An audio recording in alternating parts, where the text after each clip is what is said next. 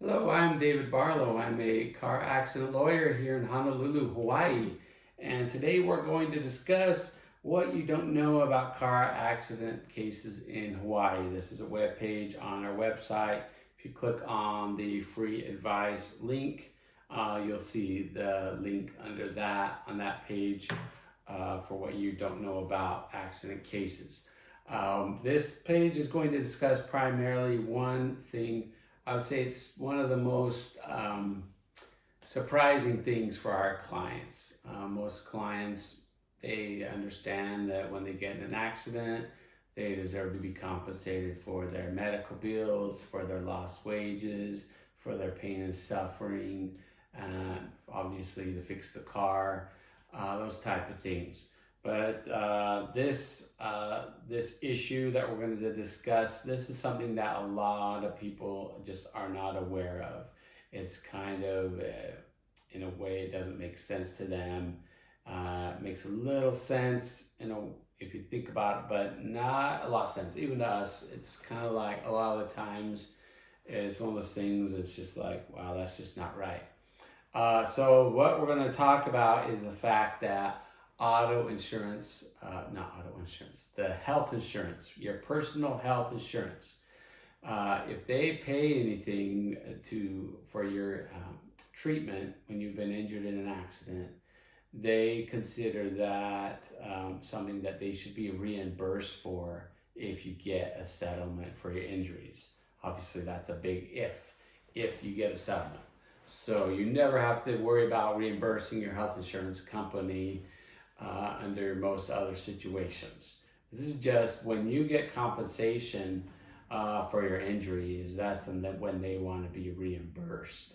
I guess the way they see it is that you're getting compensated, like I said, not just for pain and suffering, for wage loss, but for your medical bills as well. So the way they see it is if we've paid for those bills, we are the ones who should be reimbursed, not the client, not the person that didn't even pay them. Because the law in Hawaii does say that we can submit a request, for settlement with insurance companies or to a jury for the total bill amount. We don't have to reduce it by what the client actually paid or what insurance companies actually paid. We could submit claims for the full amount of the bill. So we do that, of course, and then health insurance companies, they know that lawyers do that, and we get compensated for medical bills. So they want to be reimbursed. All right, now maybe that's fine if the settlement is $1 million and the medical bills are 100,000. Okay, but let's say the settlement is for 20,000 because in Hawaii most people have 20,000 in insurance policy limits. Okay, let's say you're only going to get 20,000. That's the absolute max you are going to get because you didn't have underinsured motorist coverage, and the person with this $20,000 in insurance does not have other resources. If you did take them to court, even if you won 100,000, they still wouldn't be able to pay you. A judge is not going to take away people's houses, cars, cell phones, whatever, to pay for someone's injuries from a car accident. All right, the IRS, yeah, when you owe the IRS money, yeah, they're going to garnish everything in your life, right?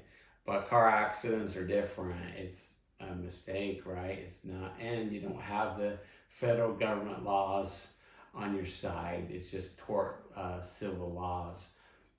So basically, if you only got $20,000 in settlement money and the insurance company spent $15,000 for your treatment and they want $15,000, that can be obviously a big issue in the case. So hopefully you have a good lawyer on your side that's going to be aware of this situation. And then ideally in a situation like that, we're going to go and fight hard to get everyone to take 1/3. We let them know, hey, in a perfect world, they would have had 100,000 in insurance. They only have 20,000. That's unfortunate for everybody. That's unfortunate for, number one, the client who was injured and it deserved more than 20,000. It's unfortunate for the lawyer who's did the work maybe for $100,000 case, but is only getting paid a percentage of the 20,000. And it's unfortunate for the insurance company that wanted to be reimbursed 15,000. So oftentimes we'll go to them and say, hey, this is a bad situation. No one's happy. Let's all take 1/3 of this and call it a day. A lot of times they'll agree with that in those situations, right? But there's one issue to talk about is that Hawaii, thanks to some great lawyers that have been fighting hard against these laws in Hawaii to reimburse insurance companies. Thankfully, we've kind of won. This is just recent. This is just, I believe, last year. We've won cases in the Hawaii Supreme Court, and I believe also in the federal Ninth Circuit, which is the circuit that is over Hawaii. And at this point right now, the law's on our side that they don't have to be paid back. This is just a regular personal health insurance, not an ERISA, a federal policy. Obviously not Medicare or Hawaii Quest Insurance or TRICARE. Those are all different. All right, those are governed by federal or state law. So that's a whole different situation. But just a regular health insurance company right now, the law is on our side that if you were not fully compensated for your injuries, then they are not entitled to compensation. Basically, if your injuries were worth 50,000, the settlement was 20,000, then we just tell them sorry. The settlement was only 20,000, so the client deserves all of that. He doesn't have to reimburse you. But because it is a really fresh area of law, the insurance companies aren't really going along with it yet. So just because we think we have the law on our side doesn't mean they are going along with it totally. Because how it works is the health insurance companies actually hire another company. The prominent one is Rawlings Company. They're the company for HMSA. So it's basically a collection company. Obviously, they don't really like to think of themselves like that.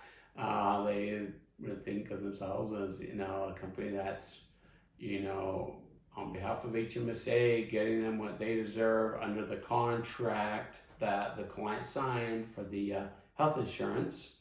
But they're just a collection company, so that's the way we look at it. So obviously, like any collection company, these representatives, they get paid based on what they get for their employer, their client. So they, even though the law's on our side, these aren't lawyers. These are just people trying to get a fee, a percentage of what they get. And so they're obviously not calling us saying, we know the law's on your side, so, thanks for nothing. They're still bothering us. They still don't leave us alone. They're trying to still threaten us and, be paid back. So, we leave a lot of that up to the client on how they want to deal with that, because it is an area of law we feel like is on our side. So we like to let clients make decisions for themselves. As lawyers, we advise people of the risk involved, but we let clients consider that risk. As an injury lawyer, I have a very high tolerance for risk, right? Most injury lawyers have to. Imagine that you have a job and your employer says, tell you what, how about I don't pay you for this year, but there's a 50% chance I'll pay you double or triple next year. Would you take that? And that's basically what injury lawyers are. We don't get paid until we get a settlement for our clients. So it's a really, sometimes it can be a very risky endeavor. Anyway, that was kind of off topic. But hopefully this kind of shed some light on this aspect of auto accidents in Hawaii that most people are not aware of. So now that you've listened to this, now you're, hopefully you feel like you're pretty aware of this and it's something to keep in mind. Now let's assume policy limits is not even an issue. You're just negotiating a settlement with the insurance company. And this is when you want to, be aware of what the health insurance company wants to be paid back. So then you can just tell the adjuster, hey, they want $15,000. I think I deserve, $20,000.